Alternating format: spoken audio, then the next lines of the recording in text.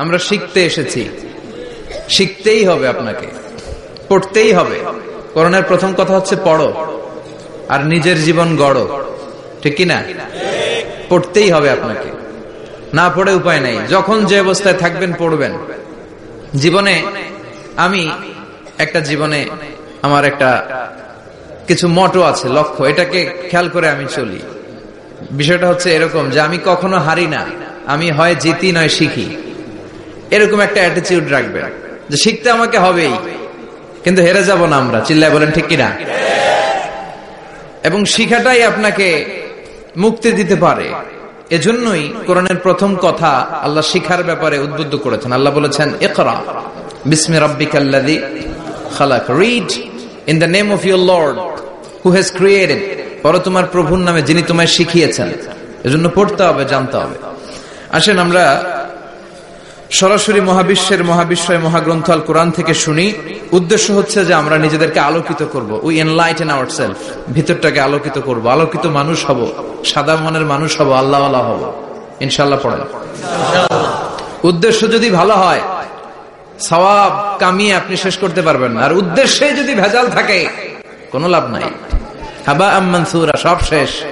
এগুলারে উঠাইলে, মিজানের পাল্লায় উঠালে কোনো ধরনের ওজন হবে না। আজকের এই তাফসীর মাহফিলে আমরা এসেছি শিখার জন্য আর একজনকে খুশি করার জন্য। তিনি কে? আল্লাহ তুমি কবুল করো। আমি আপনাদের খেদমতে সূরাতু আদ-দুহা তেলাওয়াত করেছি। এই সূরাটা মুখস্থ আছে না অনেকের? কমন একটা সূরা, প্রায় আমরা সালাতে পড়ি, মক্তবেই তো এগুলো শিখে ফেলছি, ঠিক কিনা? তো এই যে সূরাটা খুব বেশি পড়া হয়, খুব বেশি শোনা হয়, আসলে এই সূরায় আল্লাহ কি শিক্ষা কর্মসূচি আমাদেরকে দিলেন জানার দরকার আছে না নাই? আসেন আজকের এই চমৎকার রজনীতে আমরা সূরাতুদ দুহার আলোকে কিছু কথা শুনি। এটা কোরআনের 30তম পারায় অবস্থিত একটা সূরা। কততম পারা? এটা মাক্কি সূরা। একটু আওয়াজ করে বলবেন, কি সূরা? মাক্কি সূরা। এই সূরার আয়াত সংখ্যা 11টি। কয়টি? 11টি। এটা কোরআনের একটা মোটিভেশনাল সূরা। কি সূরা? মোটিভেশনাল। আমরা প্রায় এই শব্দটা শুনি না, মোটিভেশন। এটা কোরআনের মোটিভেশনাল সূরা, অনুপ্রেরণাদায়ক সূরা। আপনার মন যখন খারাপ তখন এই দুইটা সূরা পড়বেন, দোহাও পড়বেন, সূরাতুল ইনশিরাহ পড়বেন। ইযা ইশতাদ্দাত বিকাল বালওয়া ফাফাক্কির ফি আলাম নাশরাহ ফাইন্নাল উসরা বাইনাল ইউসরাইনি ইযা ফাক্কারতাহু ফাফরাহ। এটা কোরআনের মোটিভেশনাল সূরা, অনুপ্রেরণাদায়ক। এই দুইটা সূরা অনুপ্রেরণাদায়ক। ফাইন্নামা আল উসরি ইউসরা, আল্লাহ বলেছেন ফাইন্নামা আল উসরি ইউসরা, কষ্টের পরেই আছে সুখ, কষ্টের পরেই আছে সুখ। আমাদের জীবনে সুখ বেশি, কষ্ট কম।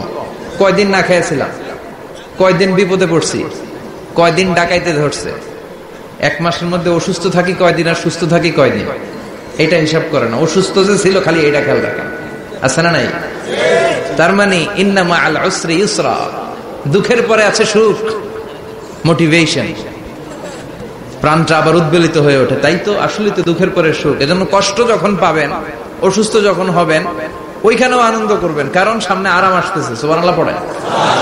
মুমিনের হারাবার কিছু নাই, দুঃখ পাওয়ার কিছু নাই। মুমিন অসুস্থ হলে অসুস্থতার মাধ্যমে তার রোগের মাধ্যমে তার গুনাহ ঝরে যায়, সে আল্লাহর কাছে প্রিয় হয়ে ওঠে। তা আমাদেরকে কেউ হারাইতে পারে? কথা বলেন, আমাদের কেউ ভয় দেখাইতে পারে? মোটিভেশনাল সূরা, সূরাতুল ইনশিরাহ আর সূরাতুদ দুহা। এখানে অনেক হিউজ মোটিভেশন আছে। যারা হতাশ, যাদের জীবন ভাল লাগে না, মরে যেতে মনে চায়, গার্লফ্রেন্ড গালি দিছে, আছে না নাই? আবার বয়ফ্রেন্ড গার্লফ্রেন্ডের গালি দিছে, ওড়না পেঁচায়া ফ্যানের মধ্যে ঝুলে আত্মহত্যা করে। কত বড় পাগল তুই, মরলি কেন? গালি দিছে তো কি হয়েছে? হ্যাঁ, বুঝতে চায় না, হতাশ হয়ে যায়। আর বয়স কম তো, ইচড়ে পাকা, অল্পতে কাবু হয়ে যায়। এই সূরাগুলো পড়ে না। এখানে আশার বাণী আছে। আজকে আমি জানি কথা শোনাবো আপনাদেরকে, শুরুতে আগে সংক্ষেপে বলে দিই। এই সূরার মূল কথা হচ্ছে, মানে সেন্ট্রাল থিম বা সাবজেক্ট ম্যাটার, সূরাতুদ দুহার কেন্দ্রীয় আলোচ্য বিষয় হচ্ছে নিরাশ হবেন না, হতাশ হবেন না, হাল ছাড়বেন না, ভরসা রাখবেন কার উপর? মুমিনরা নিরাশ হয়, হতাশ হয়, হাল ছাড়ে নাকি ভরসা রাখে? কার উপর ভরসা? কার উপর? না নৌকার উপর? ধানের শীষ, নাঙ্গল, হাত পাখা, দাড়িপাল্লা, ভরসা থাকবে একজনের উপর। চিল্লায় বলেন তিনি কে?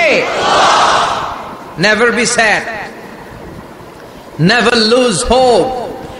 Every time you feel like you cannot go on, you feel so lost that you are so alone. Don't despair and never lose hope, 'cause Allah is always by your side. Insha'Allah, Insha'Allah, Insha'Allah, you'll find your way. Insha'Allah, Insha'Allah, Insha'Allah, you'll find your way. Every time you feel like you cannot go on, you feel so lost that you are so alone.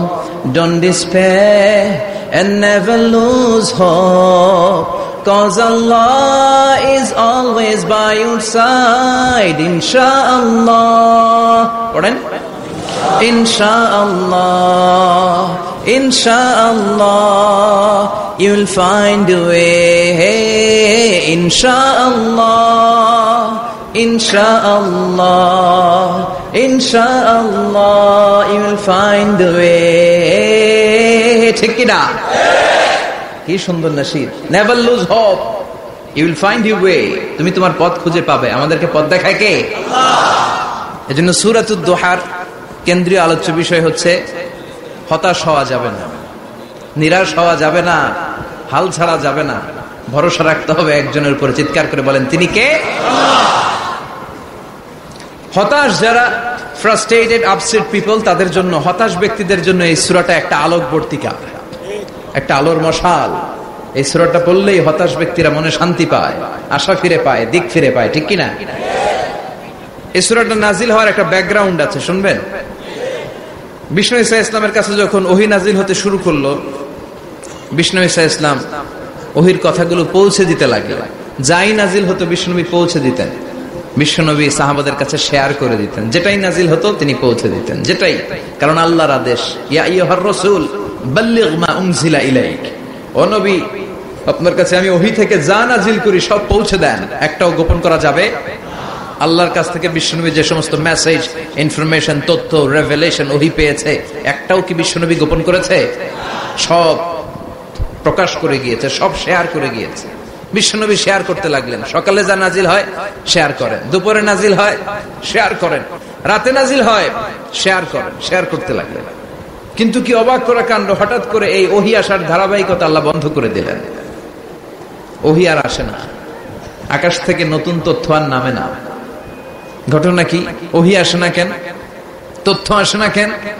জিব্রাইল আসে না কেন? কোন বর্ণনায় এসেছে 15 দিন, কোন বর্ণনায় 1 মাস, 3 মাস, এমনকি 6 মাস পর্যন্ত বর্ণনা পাওয়া যায় যে বিশ্বনবীর কাছে 6 মাস ওহী আসে নাই। বিশ্বনবী তো অবাক, ঘটনা কি? ওহী নামে না কেন? আর ওহী না আসলে তো বিশ্বনবী শেয়ার করতে পারে না। এতদিন যা আসতো বলে বেড়াতো, এখন আসেও না, বলতেও পারে না। কাফির মুশরিকরা বিশ্বনবীর গালি দিতে শুরু করলো, মুহাম্মদের রব মুহাম্মদরে ভুইলা গেছে, মুহাম্মদের আল্লাহ মুহাম্মদরে ছেড়ে দিয়েছে। বিশ্বনবীর চাচি আবু লাহাবের স্ত্রী উম্মে জামিল বলতে শুরু করলো, কি মুহাম্মদ, তোমার শয়তানটা তোমার কাছে আসে না? না, শয়তান দ্বারা তিনি জিব্রাইলকে বুঝিয়েছেন যে তোমার জিব্রাইল তোমার কাছে আসে না। এভাবে সবাই গালমন্দ করতে শুরু করলো যে মুহাম্মদের আল্লাহ মুহাম্মদকে ভুলে গিয়েছে। বিষ্ণু ঈসা ইসলাম নিজেও হতাশ হয়ে গেলেন। কি রে, ওহী আসে না কেন? আমার কোনো ভুল হচ্ছে না তো? আমার কোনো অপরাধ হয়ে গেল না তো? আল্লাহ কি আমার উপর অসন্তুষ্ট হয়েছেন? আল্লাহ কি আসলেই আমারে ভুলে গেছেন? আল্লাহ কি আমাকে ত্যাগ করেছেন? তিনি কি আমার উপর রেগে আছেন? আমরাও মাঝে মাঝে এরকম হতাশ হয়ে পড়ি। এরকম হতাশ লোক আছে না নাই? কিরে, আমার দোয়া কবুল হয় না কেন? আল্লাহ আমার ডাকে সাড়া দেয় না কেন? আমার জীবনে এত দুঃখ কেন? আমার জীবনে তো ভালো কিছু হয় না, খালি সব কষ্ট আমার কেন? এরকম আছে না নাই? এরকম হতাশদের জন্য এই সূরাটা একটা আলোকবর্তিকা, মোটিভেশনাল সূরা। আলহামদুলিল্লাহ পড়েন। বিশ্বনবীকে আল্লাহ আশ্বস্ত করলেন, আর এই সূরাটা নাজিল করলেন, আর বললেন ওয়াদ-দুহা, ওয়াদ-দুহা, দুহা মানে আলো, দুহা মানে আলো, প্রভাতের সূর্য কিরণের শপথ। Look up, the sunlight, it's a very beautiful day out there. ও নবী হতাশ হবেন না, বেরোন, সকালের সূর্যটা কত সুন্দর, কি ঝলঝলে পৃথিবী, ফকফকে আর তকতকে, দেখলেই মনটা ভরে যায়, ঠিক কিনা? দুহা, দুহা মানে আলো, আশার আলো, সম্ভাবনার আলো। আমাদের জীবনে আলোর দরকার আছে না নাই? আলো না থাকলে আমরা বাঁচতে পারবো? আলো লাগে বড় ভালো। এই আজকে আলো না থাকলে আমরা দেখা যেত। এজন্য কোরআনকে আল্লাহ আলো বলেছেন। কোরআনকে কি বলেছে? কিতাবুন আনজালনাহু ইলাইকা লিতুখরিজান নাসা মিনাল যুলুমাতি ইলান নূর। Muhammad, I've revealed this holy Quran unto you to lead the mankind out of darkness into the light. অন্ধকার থেকে লাইট, লাইট মানে কি? আলো, আলোর দিকে নেওয়ার জন্য কোরআন পাঠিয়েছি। আবার বিশ্বনবীকেও আল্লাহ নূর, নূরের সাথে তুলনা করেছেন। আবার বিশ্বনবী আল্লাহর কাছে নূর চাইতেন, বলতেন আল্লাহ আমার ডানে আলো দাও, আমার বায়ে আলো দাও, আমার সামনে আলো দাও, পিছনে আলো দাও, উপরে আলো দাও, নিচে আলো দাও, আমার দেহে আলো দাও, আমার মাংসপেশির ভিতরে আলো দাও, আমার হাড্ডির ভিতরে আলো দাও, আমার জন্য তুমি আলো দাও। পড়ে না আমিন? এজন্য আলো ছাড়া বেঁচে থাকা অসম্ভব। আল্লাহ তাআলা আলোর নামে সূরা দিলেন, সূরাতুদ দুহা, প্রভাতের আলো, প্রভাতের সূর্য কিরণের শপথ, আলোর শপথ। সুবহানাল্লাহ পড়েন। এরপর আল্লাহ বললেন ওয়াল-লাইলি ইযা সাজা, আলোর শপথ, সকালের, সকাল বেলার সূর্য কিরণের শপথ। দ্বিতীয় আয়াতে আল্লাহ বললেন রাত্রিবেলার শপথ, যখন রাত্রিটা নিঝুম হয়, হয় নিস্তব্ধ, নিঝুম আর নিস্তব্ধ রাতের শপথ। তাহলে আল্লাহ আলোর কসম কাটলেন, তারপরে অন্ধকারের কসম কাটলেন, ঠিক কিনা? আলো দ্বারা মূলত আল্লাহ তাআলা ওহির আগমনকে বুঝিয়েছে, আর অন্ধকার দ্বারা আল্লাহ তাআলা ওহির অনুপস্থিতি বুঝিয়েছে। এটা দিয়ে আল্লাহ বুঝাতে চাইলেন, ও নবী, কাফির মুশরিকরা আপনারা গালি দেয়, ওরা বলে যে আমি আপনার ভুলে গেছি, আমি আপনারে ত্যাগ করেছি, আমি আপনার প্রতি অসন্তুষ্ট। না না, আমি ইচ্ছা করে ওহি পাঠাই না, কারণ সব সময় আলো থাকলে ভাল লাগে না, কিছু সময় অন্ধকারের দরকার আছে না নাই? বুঝে শুনে উত্তর দিয়ে। 24 ঘন্টা আলো, 365 দিন খালি আলো, আলো, আরো আলো। যদি সূর্যের আলো সব সময় থাকে 365 দিন, ভাল লাগবে? রাতে ঘুমাবেন কেমন? আবার সব সময় ঘুটঘুটে অন্ধকার, আলো নাই, ভাল লাগে? ক্ষেত খামারে চাষ করা লাগবে না, বাজারে যাওয়া লাগবে না। তার মানে আলোরও দরকার আছে, অন্ধকারেরও দরকার আছে। এটা দিয়ে আল্লাহ বুঝাতে চাইলেন নবী ওহি নাজিল করার জন্য দরকার আছে, মাঝে মাঝে ওহি বন্ধ রাখা আপনার বিশ্রাম দেওয়ারও দরকার আছে।